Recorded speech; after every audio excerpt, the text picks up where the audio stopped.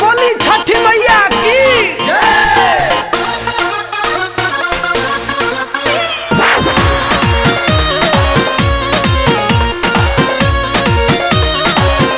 जय छठी मैया जय हो मैया, जय छठी मैया जय हो मैया।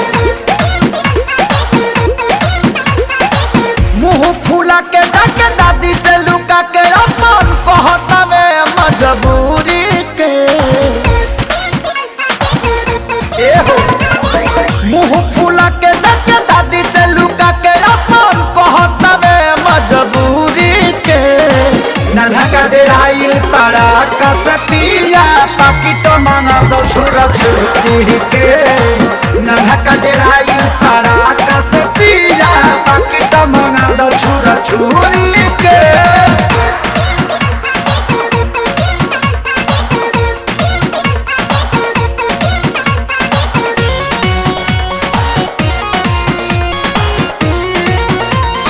जय जय जय जय।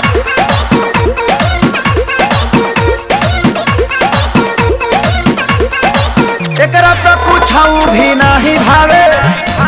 ऋषभ हमारा अनमोल बावे कुछ न खइले बा जिद खाली कइले बा देखी ना भोरा ही से बतावे एहो एकरा तो कुछ भी नहीं भावे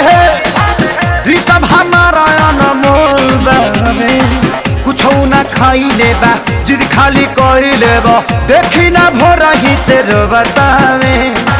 लइका या बोधे करतावे अनुरोध पूरा करी ना करा जरूरी के नाला का डेराइल पड़ा कसपिया पाकिट मांगा दी छुरा छुरी के नाला का डेराइल पड़ा कसपिया पाकिट मांगा दो छुरा छुरी के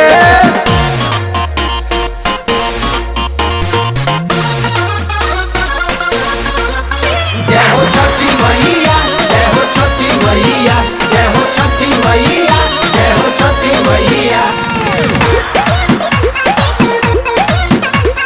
जय छठी मैया जय हो मैया, जय छठी मैया जय हो मैया। सोना खेसारी पिया बतिया हो मांगे आकाशी कृतिया हो हमसे बता दी रुपेश के भेजा दी अबे रसूलपुर चटिया हो सोना खेसारी पिया बतिया हो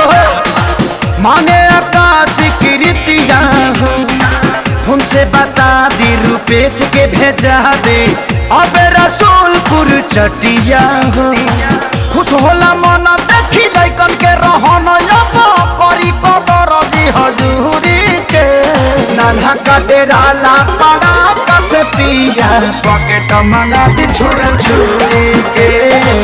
नन्हा का डेराइल पड़ा कसपिया पॉकेट मंगा दो छुरा छुरी